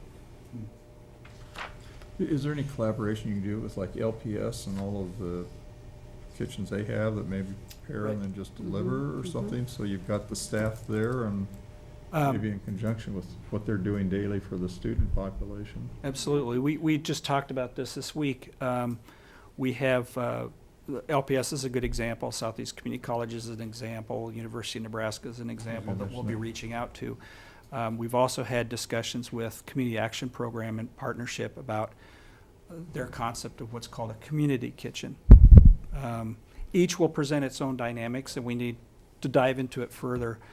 Our attention thus far since January has been to fix this as fast as we can and make sure it's stabilized, and then buy some time for us to look at these other options. I want to be very careful in terms of any next step. I'm just thinking with some of the other safety net organizations that we have and all of that kitchen equipment, so where there's some way to utilize more so everybody comes out in a win-win position and maybe helps in economies of scale. And absolutely. I think, I don't know enough about the business to speak about those other models and how well they work. We'll have to share our needs with theirs and see if there's some collaborative efforts. We might see, if we collaborate with LPS, we might see more pizza for our seniors and more chicken nuggets in dinosaur shapes. I don't know. Well, some of the older population probably remembers the dinosaurs. Well, that's true. It might be good. Yeah. I just want to assure you that we're on top of the situation. We're taking it very seriously. I'm in the kitchen every day looking at what we have to prepare.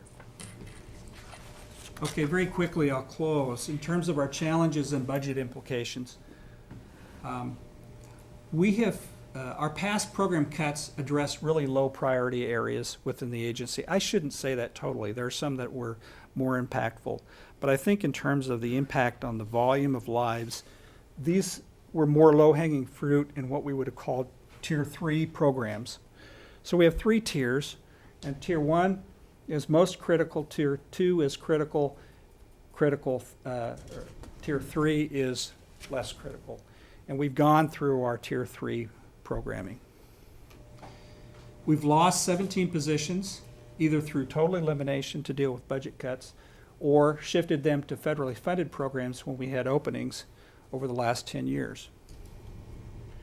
This year's budget will be $100,000 that we're operating under right now, will be $100,000 less than the city funds that we've operated on in 2008. And our federal funding, which amounts to $1.167 million a year, is decreasing by 1% per year. We're now on the second year of that decrease. So this budget period, we'll see another 1%, then another 1% beyond that. And then our challenge is our inability to meet growing needs of this population. It does impact other city services. Fire has reported that they have a large increase in calls related to falls and injuries. Low-income housing, hospital admissions, the health of neighborhoods, and other services.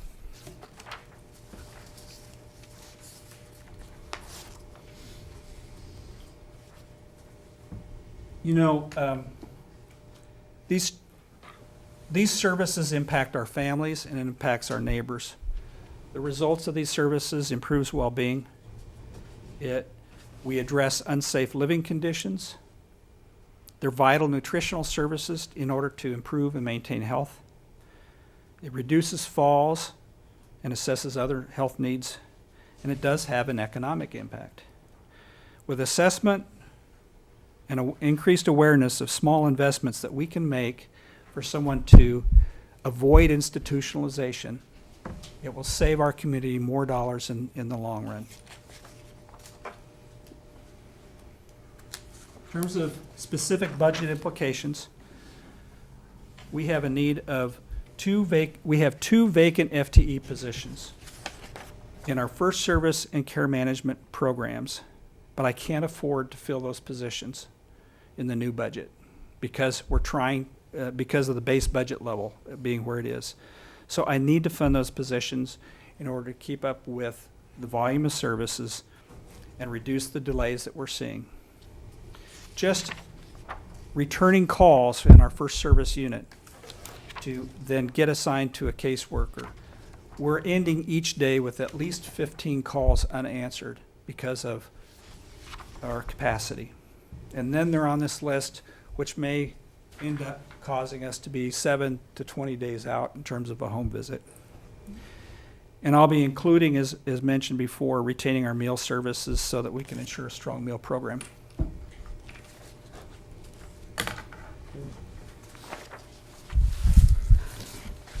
Thanks.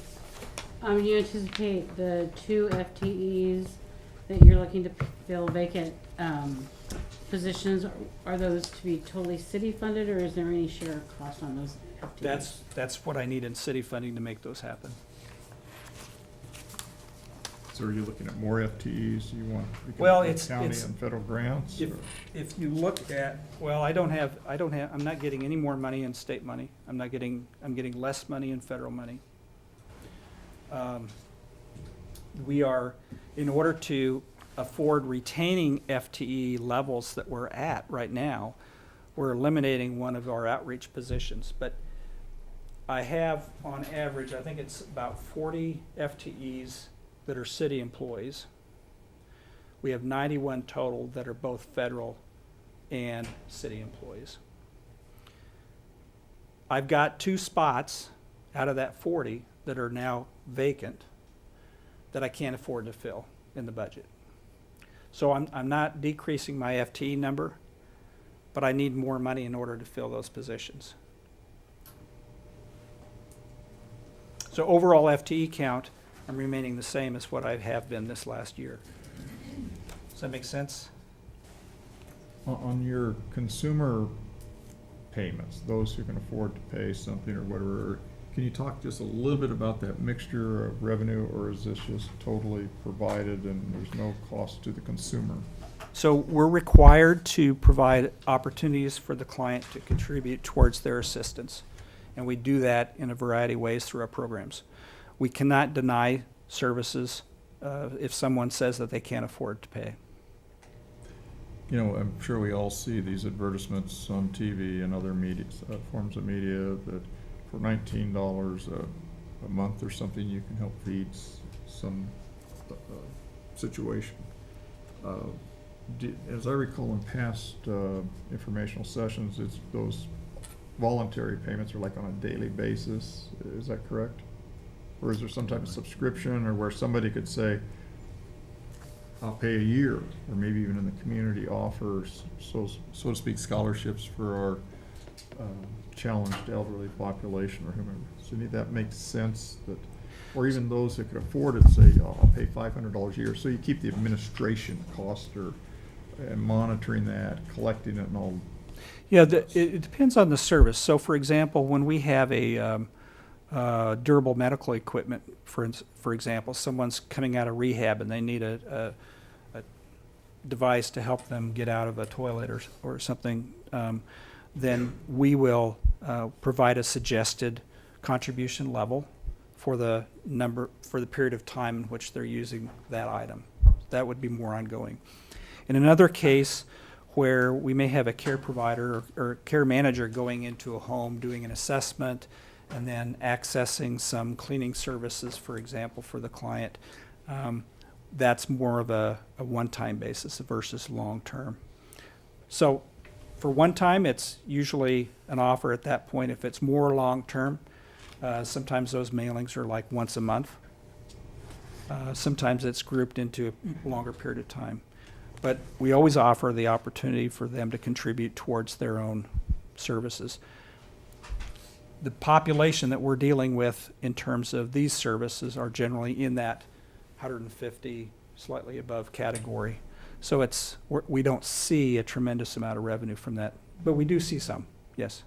I'm glad you encourage it, because we do have that Midwest feeling of Sure. wanting to be part of the solution and help Right. where they can. And we receive contributions in our care management program for people who want to contribute towards the help of other people who can't afford. Those are offered through donation. Any update on the Victory campus?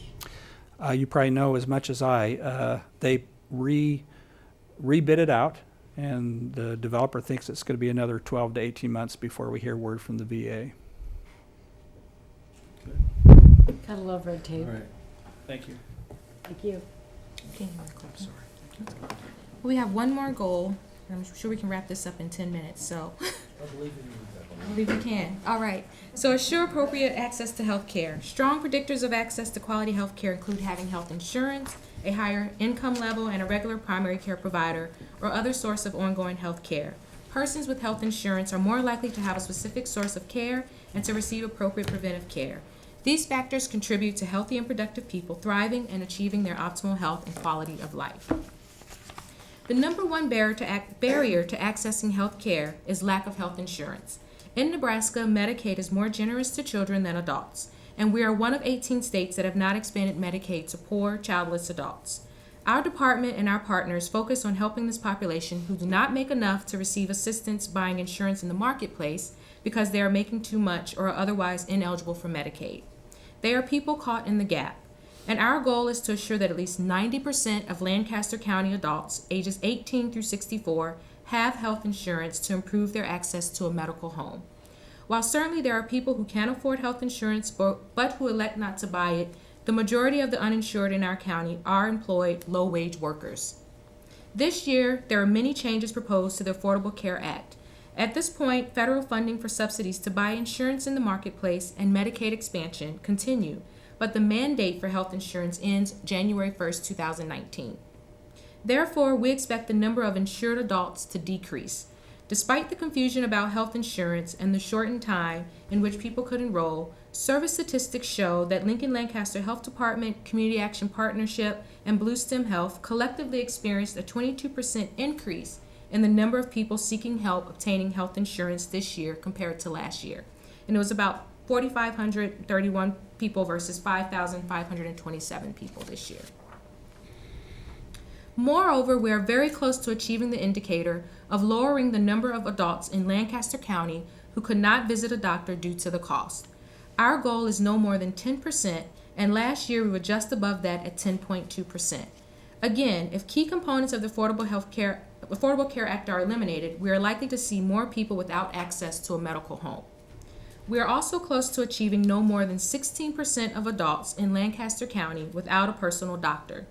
Last year, we reduced this percentage to 17.7%. And in our experience, just because someone has insurance, it doesn't mean that they utilize well care, minor care, or emergency rooms appropriately. And people who go without insurance for years, even decades, who have essentially managed their chronic disease on their own, do not have the experience of using health care in a way that would keep them healthy. Many times it takes the assistance of a trusted person who knows how to navigate the healthcare system to change this behavior. So we're working hard with our partners to eliminate barriers and connect people with the medical home. Together, we focus on people who are low income and use our city's free clinics, have recently had a baby and are no longer eligible for Medicaid, are recently released from correctional facilities, are refugees and asylees recently resettled in Lincoln, and people with chronic disease who do not have a medical home. We advocate for the expansion of Medicaid for the poorest in our population, and we continue our close relationship with free clinics and our federally qualified health centers to assure access to care. Blue Stem Health is an FQHC, and Nebraska Urban Indian Health Center is a lookalike FQHC, which is a federally qualified health center. We provide individual and community education to emphasize the importance of a medical home, well care, and appropriate ER and urgent care. And finally, we offer trainings to increase the knowledge of local caseworkers regarding health benefits for low-income, uninsured people living in Lancaster County. We have trained over 150 caseworkers in the city so far, and I want to reiterate that the health department and our community partners were able to assist more individuals to enroll than in the previous year. In spite of the federal decisions to dramatically reduce the enrollment period, eliminate most of the media campaign to encourage enrollment, and cut most of the funds for navigators to assist the public. So we're really proud to have that increase in service to people who needed it. So there is significant uncertainty about healthcare coverage options beyond 2018 and the commitment at the federal level to encourage and support outreach to uninsured people. This will increase the effort needed and complexity of helping individuals find health care and a medical home. We will closely monitor access to health care for Lincoln and Lancaster County residents and work with community partners to maintain access to affordable health care. We will be asking for an additional FTE for a community resource specialist to work more intensively with all community resources and assisting uninsured individuals to find health care. We anticipate this proposal will be revenue neutral due to increase in our clinic revenues and savings due to staff turnover. So overall, our summary for the health department in this next budget cycle, this just shows some of our challenges and trends as an overall summary of what I presented today and some of our needs in areas of STI, our gaps in access to health care, our dental health needs, our pet licensing, and our adult and childhood obesity. And a summary of our overall budget. This slide just shows our total staffing requests to achieve our healthy and productive people measures. As you can see, 2 out of the 4 requests will require no general fund increases. We're expecting to cover those through our non-tax revenue increases. And so really we're only asking for 2 of those positions out of the city general funds. The department continues efforts to increase funding through user fees, grants, and contracts to meet the priority public health needs of the community.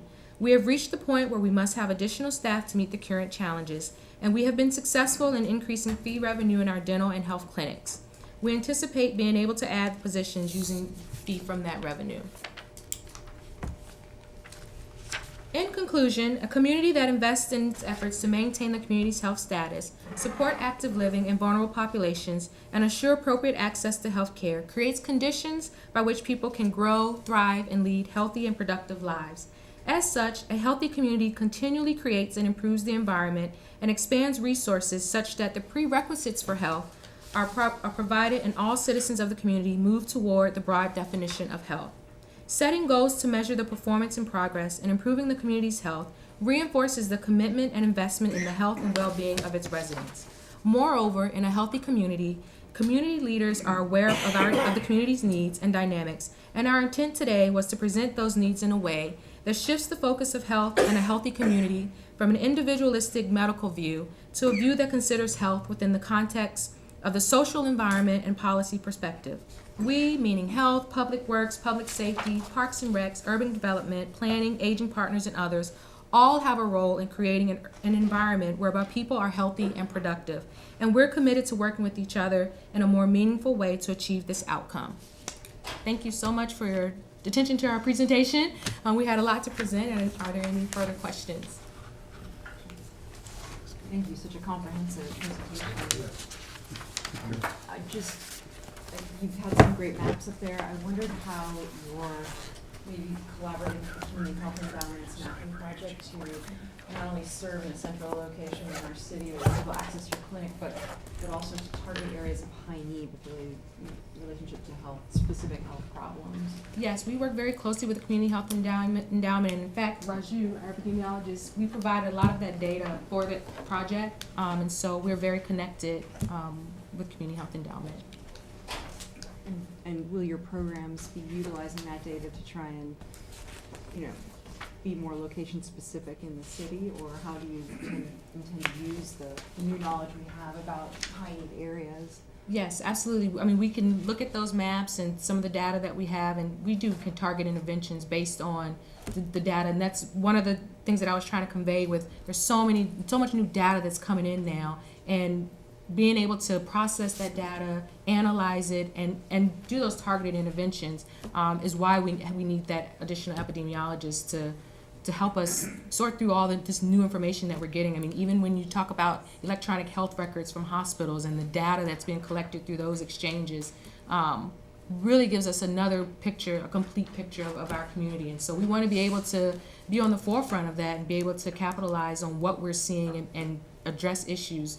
And so yes, we utilize all the different sources of data that we're seeing.